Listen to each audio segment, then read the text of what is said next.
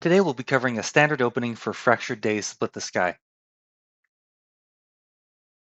Fractured Days is one of the few spirits where the complexity is very high. It is pretty much a pure support spirit, but it is the best support spirit in my opinion. Its left innate, Slip the Flow of Time, will allow you to repeat cards multiple times or allow your allies to repeat cards multiple times. This is very powerful, especially if you're repeating a thresholded major power. It does have some defense, but Fractured Days doesn't start with any cards that really allow it to take care of its own lands. You are going to have to look at your days that never were, come up with a plan, and find cards that will offer solutions to solve your board. So on turn 1, I like to G3, and I'm going to gain 3 time, and I'll take 2 presents off the top track and 1 presence off the bottom. And I typically like to gain a minor power from days that never were.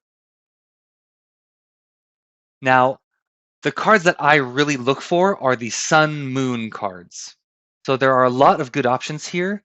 There are 2 cards in the minor deck, Portents of Disaster and Delusions of Danger, that are perfect elements that provide you the Sun, Moon, and Wind elements. But generally speaking, if I can get any kind of Sun Moon card, this will be a huge help to me throughout the rest of the game. So on turn 1, if you drafted a minor power that is useful, you can play it now, but if it's not going to be very useful, you can save it for turn 2. Now on turn 2, we're going to G2, gaining this Moon element. Now this is a critical element that we're missing from the starting cards. This Moon element is going to allow us to threshold our innate powers, but we're also going to gain a power card. I like to gain a minor power. And just a reminder, you will gain a minor power card directly into your hand. And from the remaining 3, you also get to take one and put that into your days that never were. So that can be useful for a future turn. We'll add a presence from the bottom track. We'll gain 1 time from the bottom track, and we'll gain 2 card plays.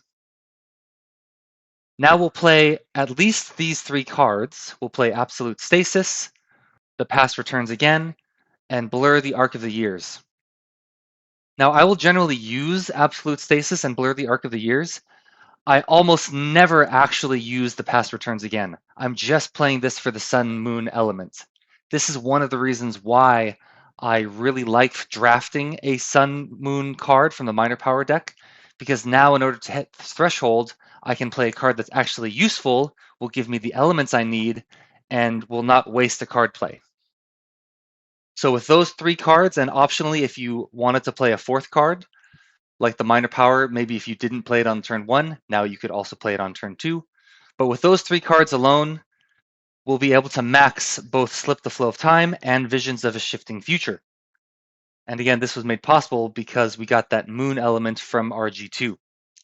So with this, we'll be able to target a spirit. That spirit can resolve 1 slow power to fast. He can then reclaim a power card, which could be the one he just played, and then he can play it again by paying its cost.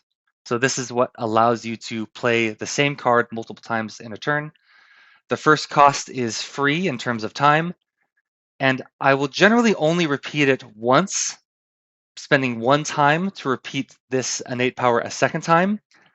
If I were to repeat it a 3rd time, that would cost 2 time, and that would set me back quite a bit. So in general, I only like to spend 1 time playing Slip the Flow of Time. And of course, if you're playing Absolute Stasis, that will also spend a time as well. So on turn 3, I like to G1, reclaiming my power cards and gaining up to 2 time.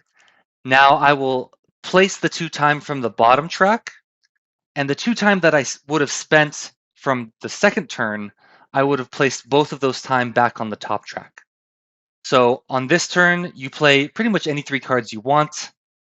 If you do happen to play those same 3 cards that you played on turn 2, because this time we did G1, we get an air instead of a moon, we are short that moon element, but you could theoretically max both Slip the Flow of Time and Visions of Shifting Future if you were lucky enough to draft a perfect element card on turn 1 or turn 2.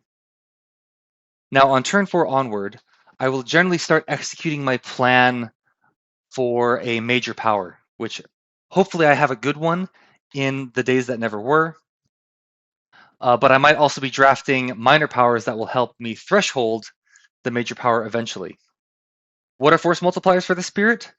Card draws and card plays.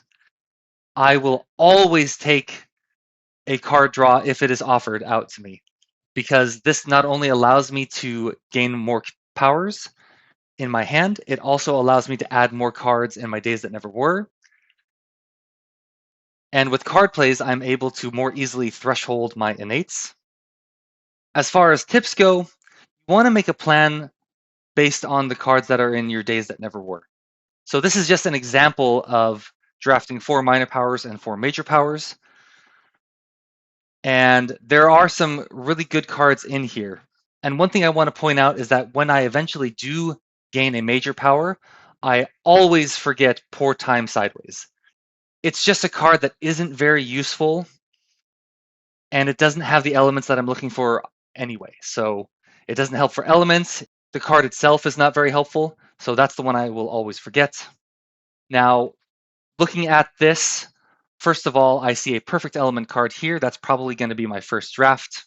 But thinking ahead and what my plan will be for the rest of the game, I see a couple of different options. First of all, Quicken the Earth Struggle is nice. It's a defend card. And it also gives me that Fire Beast element that I could use to threshold Angry Bears. Another combination could be Ravaged Undergrowth Slithers Back to Life. This requires water and plant in order to threshold. And I see in my minor powers, there's a water plant card right there. And it's also a defense, so that's very nice. And Rumbling Earthquakes, if I see this card, I might take it even though I won't be able to threshold it, or at least I won't be able to threshold it very easily. Being able to deal 12 damage among multiple adjacent lands to buildings is very powerful. And when I play G3, I can get that 6 energy that I need instead of placing time, which will allow me to play this card. So that's generally my strategy, is to go back and forth between thresholding my innates to set up others for success. Now that I've played all of my cards that have those sun, moon, wind elements, I'm generally then left with these other cards, which I can play, hopefully threshold a major power, and then reclaim and rinse and repeat. This is a summary of my standard opening for Fractured Days Split the Sky. I hope this was helpful, and good luck defending the island.